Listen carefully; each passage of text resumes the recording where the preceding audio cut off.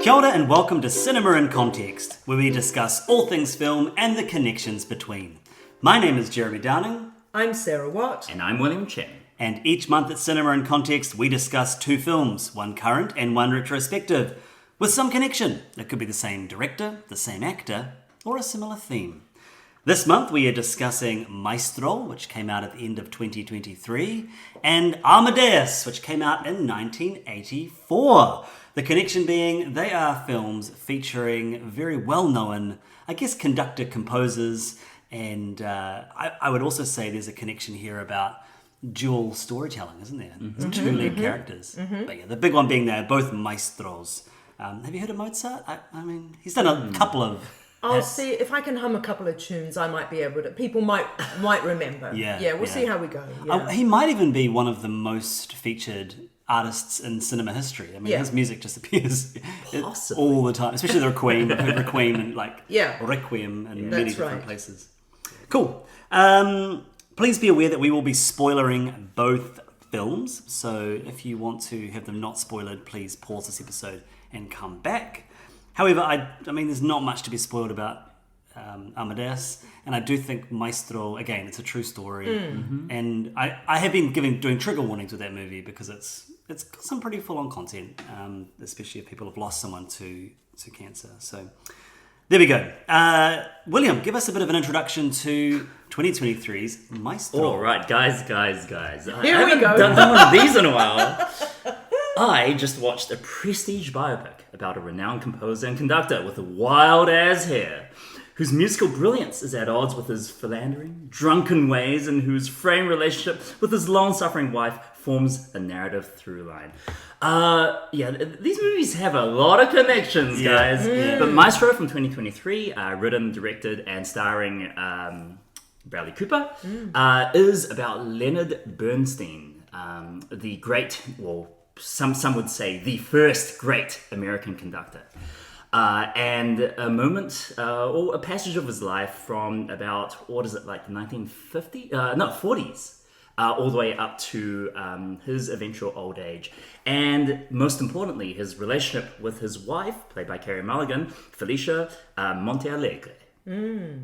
Excellent. Sarah, give us an overview of 1984's Amadeus. So, Amadeus is, as the title suggests, about the wonderful Wolfgang Amadeus Mozart, a 1984 film based on a play written by Peter Shaffer, who was an esteemed English playwright. Now, Amadeus was directed by the Czech filmmaker Milos Forman, and we'll get into that a little bit, but it's a slightly eccentric film of a slightly eccentric play. Now, it adheres pretty closely to the biography of Mozart's life, but Peter Shaffer's play, and therefore the film, is taken from a slightly fictional point of view, and the film is narrated by Salieri, who was an Italian composer, who was a real-life Italian composer at the same time as Mozart. They were actually colleagues and sort of acquaintances and got along absolutely fine, but Shaffer's play, and therefore Forman's movie, takes the stance that Salieri was in deep competition with Mozart his whole life, and therefore the film goes into incredibly melodramatic and exciting scenes of competitive nature and ultimately sort of accusations or self-accusations of murder and that sort of thing. So it's a highly dramatized version of the bare bones of Mozart's reality. And I think even his death is veiled in kind of mythology, isn't it? Like we're not quite sure how Mozart died. Well, we do know that he died a pauper. So that's one of the. So I'm a teacher, as you know, and occasionally I'll put Mozart on in the classroom, and the kids go, "No, miss," like that, and then eventually they actually shut up and they get into it, despite themselves. And I always like to tell them this music is by probably the I don't say preeminent to them, but probably the most famous classical composer in the world ever, and the amazing thing is, and I tell them what we'll talk about his being a child prodigy and all that sort of thing, but that he went on to great acclaim, great fame, great fortune, but died penniless, and therefore was in fact buried in a pauper's grave, an unmarked grave, I think, as far as we know. And so it's a crazy sort of rise and fall of probably the greatest composer who ever lived. So I like to tell the kids about that, because they love the sort of rags to riches and then riches to rags story, and that kind of thing. It's funny, I just came back from a trip to Sydney, and over there I went and saw Tina Turner, the musical, which a friend of mine is in. And, you made a joke earlier, William, about these sort of stories all having the same... trajectory? And Tina Turner is kind of the same in some sense, but also not, in the sense that she becomes incredibly famous. She's in a very abusive relationship. Yeah. She leaves and she kind of has nothing. And then that's when the heights of her career starts. It's a wonderful story. It's such a great story. But I do think I've got real fatigue around, especially biopics about musicians. I know it's a little bit different to, say, Leonard Bernstein or Mozart, but there is all the classic beats, the wife leaves or the partner leaves, and there's the substance abuse, and there's partying. The adversity, and then being misunderstood or being used. We really need to do Walk Hard someday. What's Walk Hard? It's the Walk parody. Hard is the parody of Walk the Line. So Walk the Line, the Johnny Cash biopic with Joaquin Phoenix, which is pretty straight down the line and fabulous. And Walk the Line, is it No, it's John C. Reilly. John C. Reilly. And it is the perfect piss take of every single one of these. Right. And to this day, jokes from Walk Hard, it resonates true. I mean, there's a scene from Oppenheimer, which, is a pretty decent movie, but where...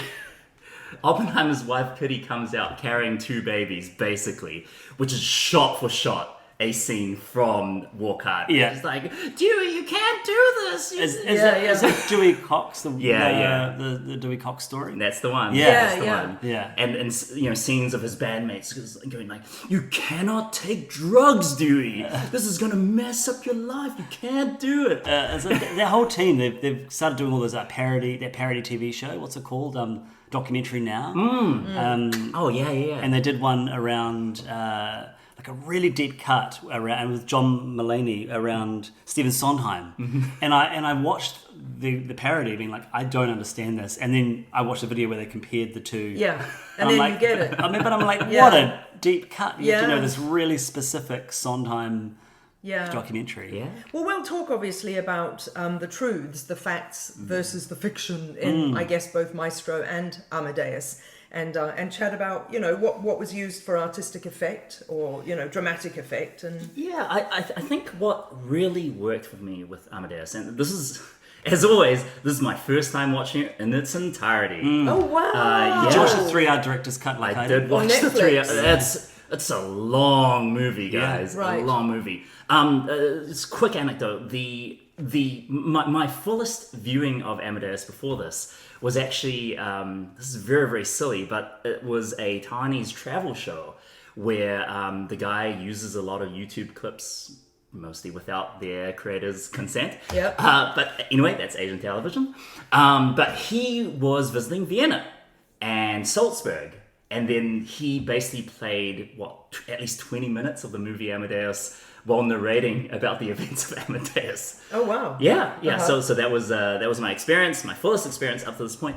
And I think this movie is great. It's well known as one of the preeminent masterpieces of the 1980s. And if it didn't win Best Picture, it was certainly up for a lot of Oscars, wasn't it? Yeah, maybe it did. Did it win Best Picture? That was the one where Laurence Olivier got up on stage and just opened the envelope and said, ignored all the other nominees and said Amadeus. Right. And he was chastised for it. And back in those days, like the 80s wasn't that long ago, but back in those days, Amadeus epitomizes the sort of big, bombastic, best picture, music, cinematography, big character, that kind of thing, in a way that Nomadland totally isn't. Do you know what I mean? You can see or Coda. Right, and you can see how we've evolved, Moonlight. or not evolved, but changed over the years. But absolutely. But kind of what you were going on about, Sarah, with verisimilitude. I think my favorite thing about Amadeus is the truth of Mozart and Salieri's relationship. The movie doesn't care about it. No. So much of this movie is fictionalized. And I think, given the movie's own terms, that's okay. Or maybe it's not entirely okay, but because, as you guys were saying, because of this film, everyone now sees Salieri as this, this conniving murderer. Yeah, that's exactly right. Or at least a bitter and embittered also ran. Whereas the reality is that Salieri was a successful composer in his own right. Yeah. He taught lots of students. He taught Mozart. Was well regarded. So, if I were the La Familia Salieri, I would be upset about the portrayal of, great Uncle so-and-so. Yeah, I was reading he had 8 kids, he was a loving family man, and in this he's portrayed as this weirdo Catholic. Yeah. It's like, I am in contest with God. But I think that's what's great about this movie, because it doesn't eschew to the Bohemian Rhapsodies of the world, where it's like, or even, I know you really like Elvis, Sarah, but for me, Elvis definitely falls into this category as well. And then this happened, and then this happened. Oh, here's the inspiration for You're Nothing But a Hound Dog, and it's playing the old beats again and again. Which I quite like. So, sorry, Jeremy, you're not going to get a word in on this one, because when you talk about verisimilitude, meaning true lifeness, I just have to say, quickly, I'm doubting myself, and I've just Googled, did Amadeus die a pauper? No, he bloody didn't. Sorry, Jeremy, and sorry, listeners, who are all getting on their keyboards to bang us an email saying, Sarah, you're wrong. It says in the internet, so it must be true, Mozart didn't die a pauper. He lived beyond his means for much of his life, but being overextended is not the same as being poor. I would agree. Indeed, in his last year or so of life, he brought his finances into some sort of control. So here's the thing, actually, Salieri aside, because I'm not Team Salieri, okay, fine, I will maybe forgive that kind of strongly fictionalized animosity between them. But actually, I hate to say it, I am a child of the 80s and 90s. I grew up with Amadeus, and to me that was an encyclopedia of Mozart's life. And so my father objected strongly, loved the film for the music, hated Tom Hulce's performance as a giggling ninny, because my father loved Mozart more than anyone on this planet.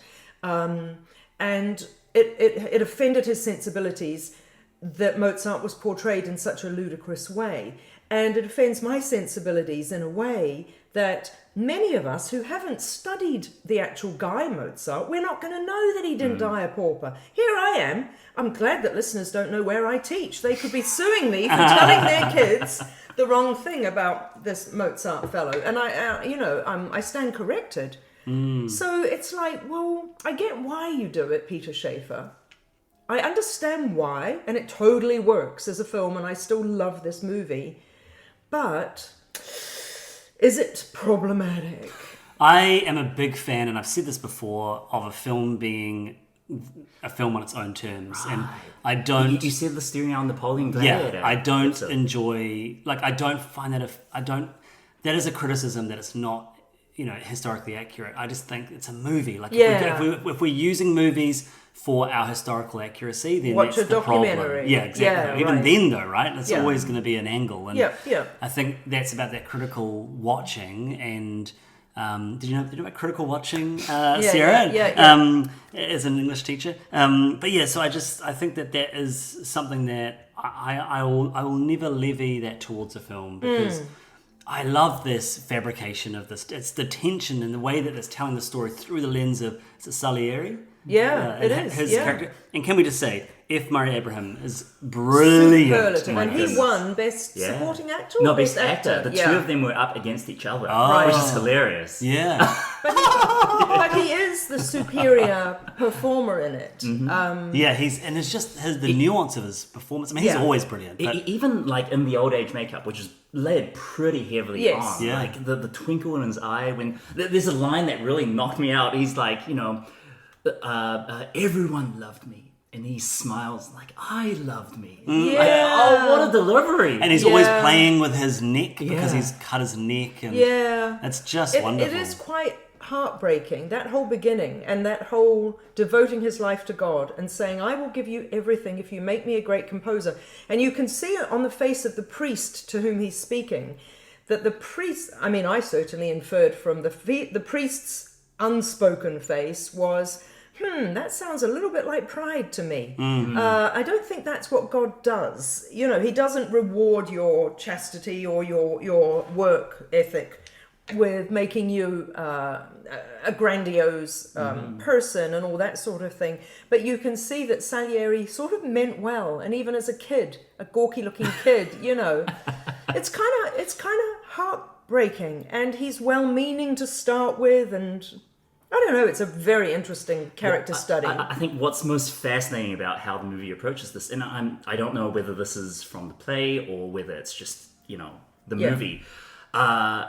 Guys, this is basically a 1980s slobs v snobs comedy, right? Like, these, very, very larger-than-life Viennese, Italian, Austrian historical figures are recast as, the bumbling idiot. Yes. And the stuck up his butt. Oh, yes. Except he's Italian. And the king being Jeffrey Jones. Yes. And being a nincompoop. Well, there you go. He's a nincompoop, but he's also... there it is. He's the dean of the college. Yeah. Right? He's the guy yes... Well, Mozart, you're being a bit of a ninny, but I actually think you are correct. And the whole thing is it's through the lens of the 1980s. Yeah. I don't think the movie really cares about accuracy when it comes to costuming or dialogue. My gosh, the accents. I know we talked about accents back in Napoleon. Yeah. But this takes it to a whole nother level. Like Constance and how she speaks. I hate it. She's like out of Animal House or something. Yeah. And with the massive boobs and the silliness and all that. You see, this is the funny thing. When I was rewatching it for these purposes, I thought, my godfathers, this film has been in my best films of my life since forever. And then watching it, I was like, Sarah, this offends so many of your cinematic sensibilities. I don't have an issue with the boobs popping up. That's not what I mean. But I do when it seems anachronistic or just stupid. And she is stupid. And he plays it silly and all that. And I think, but then every single time the music came in and Foreman went for the dramatic side of things, not just at the beginning and the end, but all through, I just felt exactly what Salieri describes throughout the whole film. And then suddenly this music was appeared, and it was like angels from heaven, and you feel that in the film. And that is extraordinary to me. So you're right, William. It's this mashup of Animal House and something far superior. And I don't know why it worked, but it did. I think the film also wants to portray Mozart as if he was like a punk rocker. Yeah. Right? Like the hair, the hair's giggling, the alcohol, maybe drugs, like the don't careness. The don't whole, well, if you don't want me, just send me away. The groupies, it feels like, oh gosh, like they're just using the setting as a setting, and they want to tell a completely different anachronistic story. Yeah, that's true actually, and hence having Jeffrey Jones, who just doesn't even... It's got the wrong face to play a period character. People like Simon Callow are born to play period characters. Nice. And the other Kapellmeisters in the King's Orbit, they're all old men who look like they should be in that film. But Tom Horse's face absolutely doesn't. Just doesn't. F. Murray Abraham absolutely does. It's really weird. I watched this film years ago and remember really enjoying it. I love Milos Forman. I love One Flew Over the Cuckoo's Nest. It's such a brilliant film. I had such a good time rewatching this. I put it on, I was like, Thursday night, I was like, okay, I've got to watch, at least watch some of this. Yeah, that's and right. I was going back to school the next day. I stayed up till 1:30 in the morning. I watched 2 hours of it, and then I was just so tired.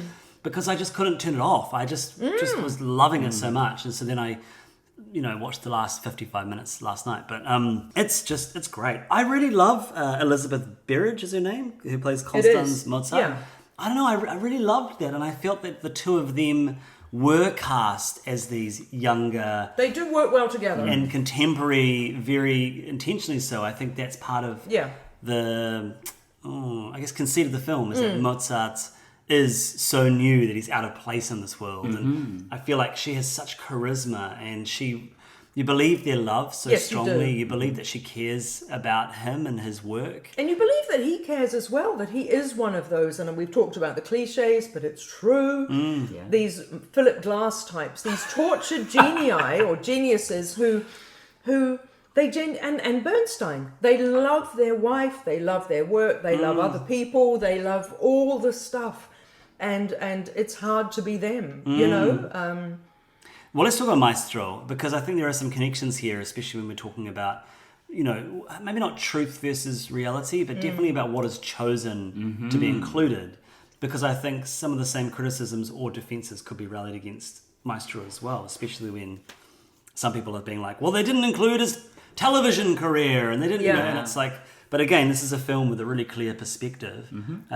You both know that I watched this movie and I was just blown away. I went to the cinema to see it. I'm so glad I saw it. We did too. Yeah, we didn't want to. I mean, I knew I would re-see it on Netflix, but or whatever it's on Netflix. Yeah. Yeah, and then I watched it again with my parents, I believe. Maybe much. But it deserved the cinema, eh? Yeah, yeah. Especially that 6-minute sequence, which, you know, where he's conducting and Resurrection.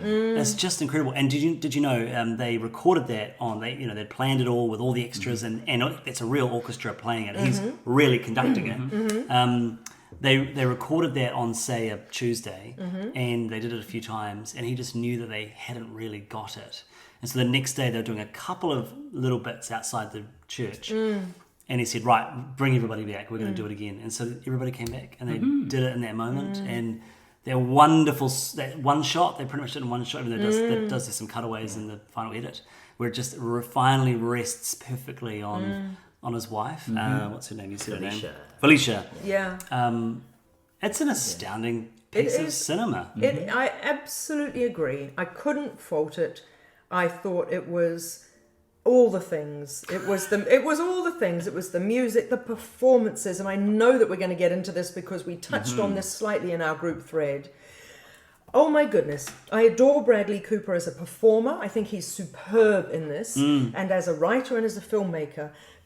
And what an incredible man that for his directing debut, he cast Lady Gaga, who was incredible, and he put her at the forefront of that film. And in this, he casts Carey Mulligan, who is incredible, and he makes Felicia the center of the film. And she gets top billing. I don't know if you know this. Yeah, that's right. And I think what incredible hubris on his part, and the fact that more of the camera is on her reactions. So we were thinking, my husband and I were talking about the scene where they're doing the dramatic performance on the stage at the beginning as part of their meet cute. And it's all on her the whole time. It's not a cutaway. It's not like I need half of the scenes on me, or half the shots on me. And what a gorgeous way of looking at it. It's called Maestro. It's about him, but it's actually about her. And then when she's gone, that's the end of that. Pretty much. We don't need the whole kind of the postscript of the continued relationships and all that stuff. There's a sequence, the thing that just gets me, but it got me both times, and I knew it was coming the second time, and it still just broke my heart, is that amazing sequence in the doctor's, I just want to say studio, clinic. Yeah. Where he comes and he sits next to her and he tells her very kind of straight up that, she's going to have to lose one of her breasts, and we're going to put the TV show on pause, you'll be okay. And she just holds it together. Yes. And he's asking practical questions because he's clearly upset, but and she just holds it, and she just breaks. And I'm like, just Carey Mulligan's masterful work. There's the other sequence as well where she's having that conversation at the restaurant with Sarah Silverman's character, who's brilliant. Sarah Silverman's she's great, brilliant. Yeah. And she, is talking about missing him. Yeah. And just again, the camera just sort of pulls in on her face, and she just, all the nuance of her performance is just amazing. And there's just scene after scene, and it's never egregious. And she just again, Bradley Cooper cast her. He gives her the space to do it. And he's larger than life on that screen, but she doesn't need to be that. There's something in the writing that's incredibly well done. The cliche of the trope, if you will, of these kind of stories is the wife marries the husband, who may or may not be bisexual, hopes to change him, or gets upset at the affairs or whatever. And the interesting thing here is right from the get-go, she says, I can't remember the words, but I know what I'm dealing with. and we still have a thing, and I want this. Which is, let's give it a whirl. Right. Yeah. And then it feels like hours into the film, when she says to him, I knew what I was doing, but I said you needed to be discreet about this. Wow, totally fair enough. That scene, actually, interestingly, you know that it's like one beautiful long shot, which is where cinema becomes more like theatre. And it's one shot, and it's a two shot, and there's the two of them in that hotel room, and there's the parade going past. And that's when she's basically like, I'm not putting up with this anymore. I mean, it's an incredible scene, and both of them are acting superbly, and that leads me into a whole other podcast about directors who are able to direct themselves and their own performances. And then, of course, you have the button on that scene, which is like, chef's kiss. Is that the Snoopy? With the Snoopy. Massive Snoopy. Exactly. Yeah. You're missing it. You're missing it. Yeah. And just the fact that it is more nuanced and true. It's more complex, because complex relationships are where women say, the guy doesn't have to be bi or gay or whatever. Women go, I'm going to do this because I think it can change, or I think it'll be fine. They'll tell themselves, I think it'll be fine. I can handle this. It's not a problem. Maybe he'll change. And then you get to the point in the relationship where you go, I mean, hopefully not 50 years in, but whatever.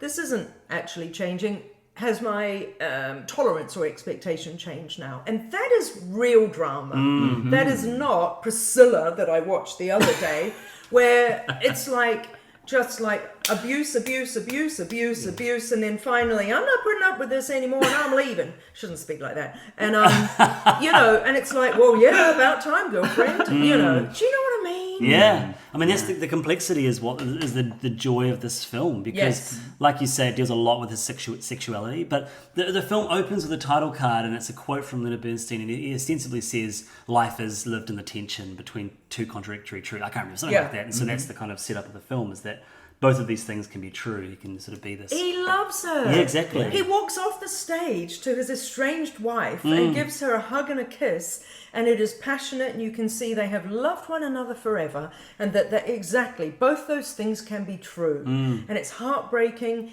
and gorgeous, And I love the challenge in that scene you talk about, where she really... It's the one time... Well, there's two times where she's very honest, and the other one is the one I've already mentioned with Sarah Silverman, but... where she literally says, he's like, I'm driven by love. She's like, no, it's hate. And she's really quite vicious, critical, vicious, But I think she's speaking truth. He's got his own demons, and he has this facade of pretending it's all driven from this place of love of people, but really he's got some underlying stuff. I don't necessarily agree with you, and I'll tell you for why. At the time I thought, yeah, fair enough, I don't know what she's talking about, but I'll take it. But do you remember how then at the end she says, I was wrong, you are driven by love.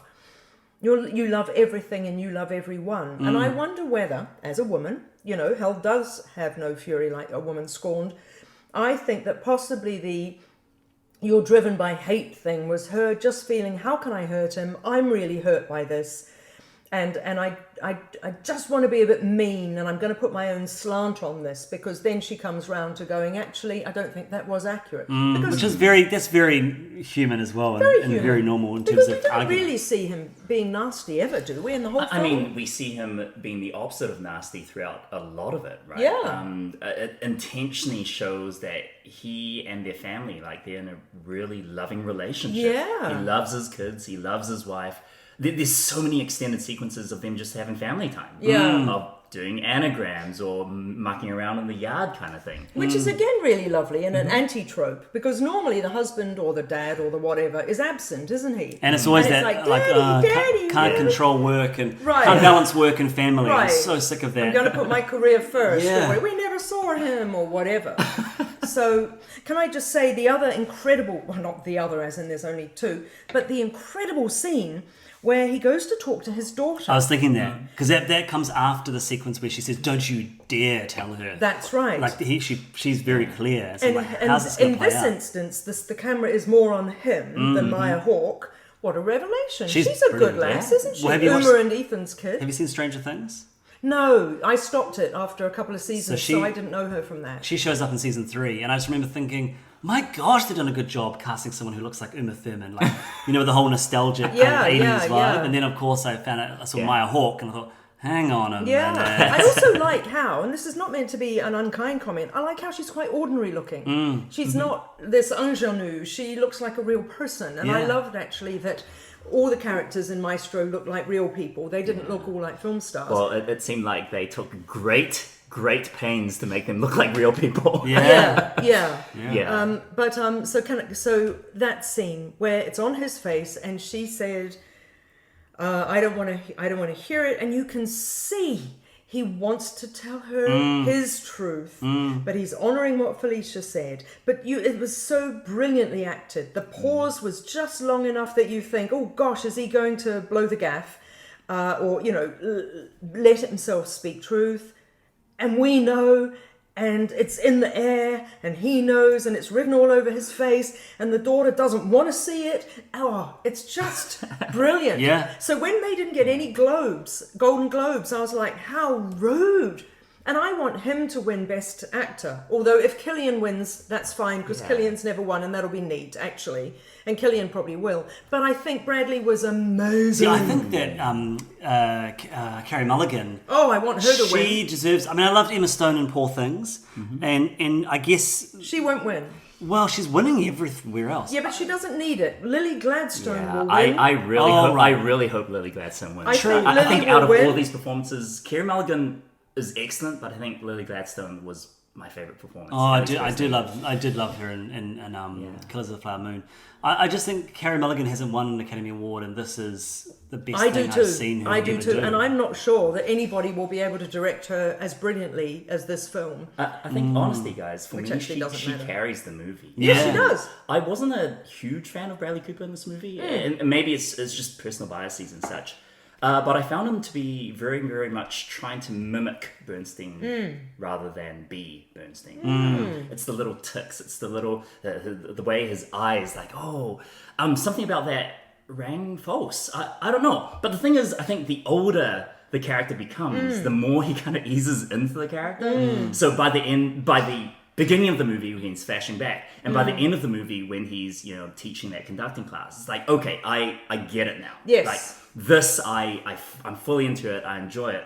But when he's a younger man, it didn't really work for me. He has this twinkle in his eye, where it just felt very, very artificial. It's like, I've seen all this footage of Bernstein, and I'm gonna replicate kind of that energy. And for me, it didn't ring true. So, if I were an acting coach or a film critic or something, maybe, hypothetically, my argument, or a lawyer, my argument would be this, William. Maybe what you're tapping into is that early Bernstein, the person, the character played by Bradley Cooper, doesn't exactly know who he is. So there is a performative aspect to him because he's living a double life romantically or whatever. Okay. And therefore, if it feels a little bit untrue, it's because he hasn't yet settled on who he is, whereas older Bernstein does know who he is by then, and therefore he's settled into who he's become. Okay, I'm so sorry.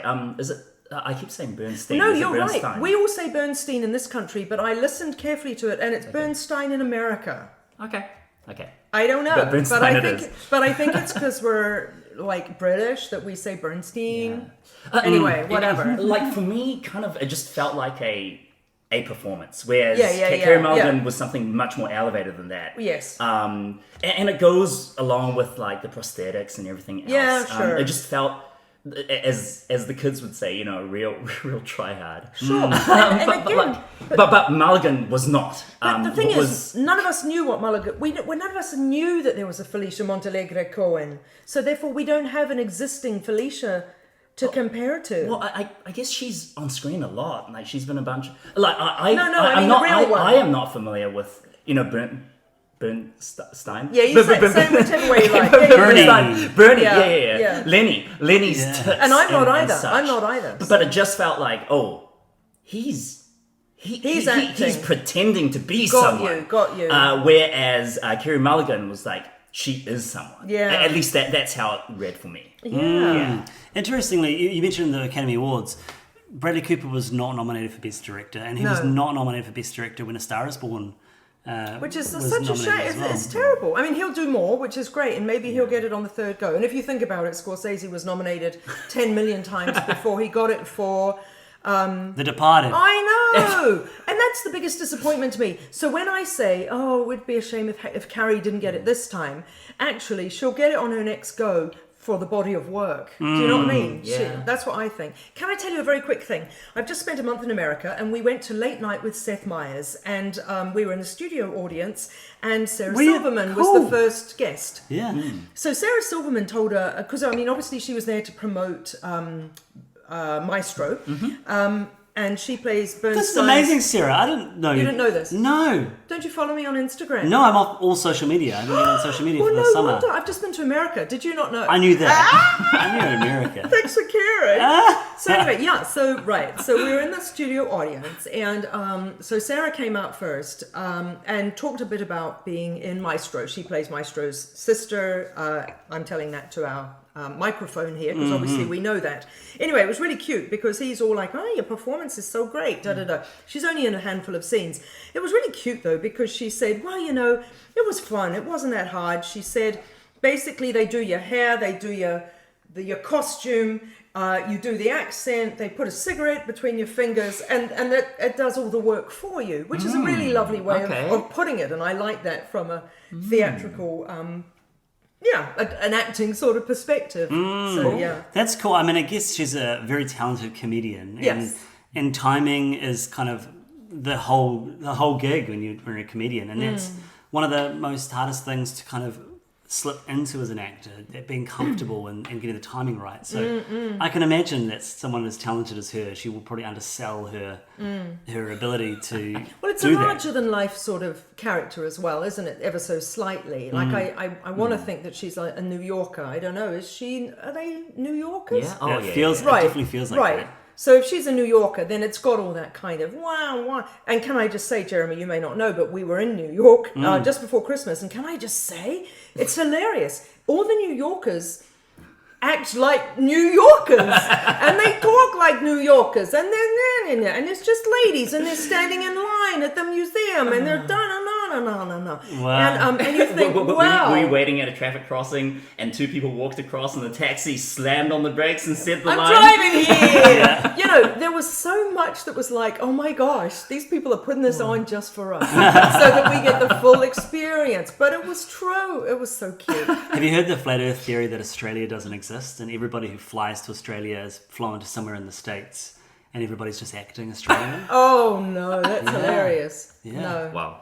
So can I say, because you know, I like to find connections, and you alluded to this at the very beginning, Jeremiah, that interestingly with both these films, and I hadn't realized when we had suggested these as a pairing, that they are about someone else, but they are told from the perspective of someone else, sort of. And interestingly, they both start with interviews, don't they? Because we've got old Maestro at the beginning being interviewed by television, and we've got old Salieri sort of being informally interviewed by the priest, and then they go, well, let me tell you about it, and then they take us back in time, and then we you know, and then the story is told. And then at the end, they both finish by flashing back to the character of which the story is about. Absolutely, that's right.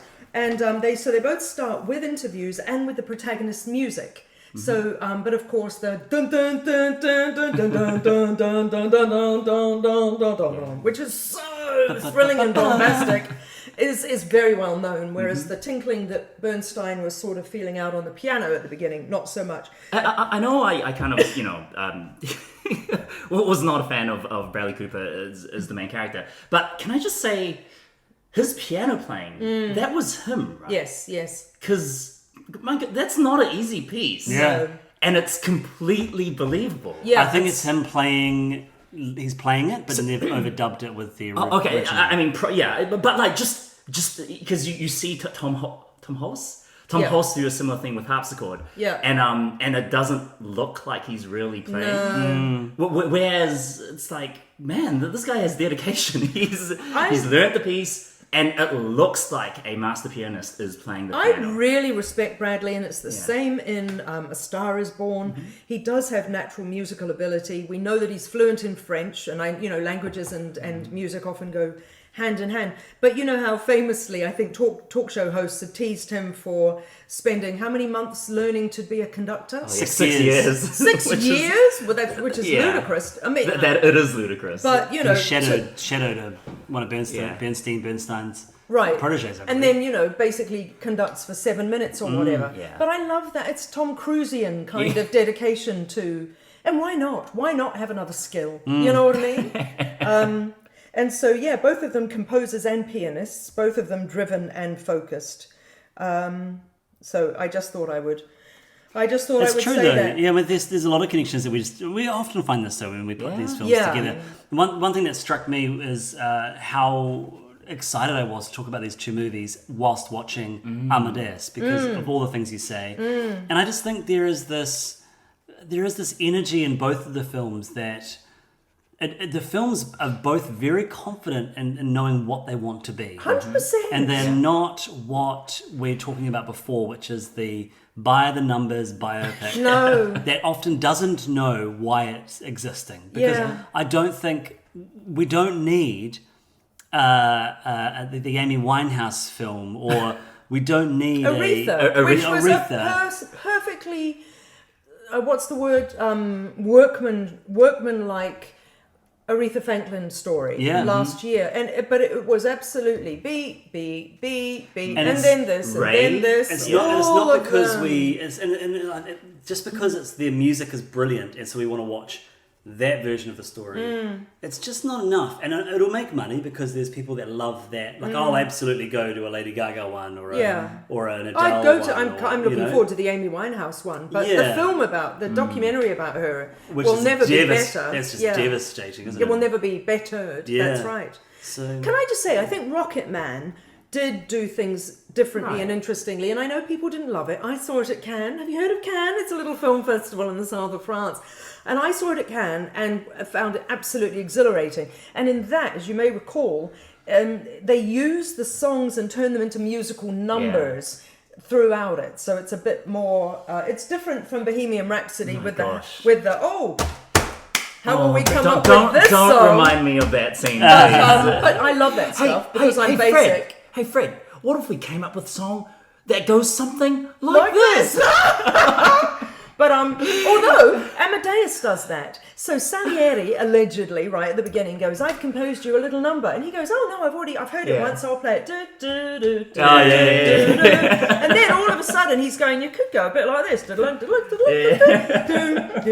and turning it into a piece of very well-known Mozart. Well, that's one of those classic kind of. Well, speaking of the music, I think one thing I really applaud Amadeus for, much more so than Maestro, is I think Amadeus cares about the music a lot more than Maestro does. Maestro uses it as backdrop, but never for once tells you why Lenny was a good composer or conductor. Interesting. I mean, I think back to Tar, which a lot of Tar is about the conducting. And we could have done Tar as a... Oh, no, we couldn't, because A, we've done it already, and B, it wasn't that long ago. We haven't done Tar. Oh, we haven't? Yeah. Okay, anyway. But Tar's an interesting comparison because it's a lot more about the power dynamics as well of an orchestra and the conductor and such, which would be fascinating because it does play into Maestro, but that's not the story they want to tell. No, it isn't with Maestro because it's not his issue. He seems to be beloved of the orchestras that he conducted and stuff. Although, I don't know, I still feel there's a pretty grotty power dynamic in a lot of scenes, especially near the end with the younger guys, and it's like, okay. Yeah. But anyway, like, Amadeus cares deeply about the music. Yes. And uses, like, the best of Mozart to drive it forward. And the scenes where, like, when they play, the intro and a lot of the bits from Magic Flute, where you're like, oh, man, it's underlying kind of the themes of the film. And compared to Maestro, where, there's West Side Story. Here's a thing you recognize. Here's the outro to Candide. I recognize that. It's like a best bits, isn't it? And it's like, well, you don't really care about the music. You're just using it as backdrop. Whereas there's that incredible scene in the Mozart film, in Amadeus, where it's about his father dying, and they use that, just absolutely Is it from the Magic Flute? I can't remember now. No, it's from Don Giovanni. Don Giovanni, bom bom bom bom bom, and it is the most exquisite piece of music on its own accord, and it's all het up for him, and and it's tormenting him and his father. I can't remember. And then it keeps flashing that portrait of his dad, looking very, very disapproving. Very cross.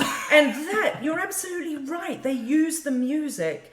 Now, can I just say, I've got to share with you my Mozart's Requiem story. First of all, just to say, Mozart's Requiem is my favourite Requiem. I think I am the only person that I've ever met. Eat your heart out. Well, this is the thing. I'm the only person I've ever met who actually has a short list of Requiem.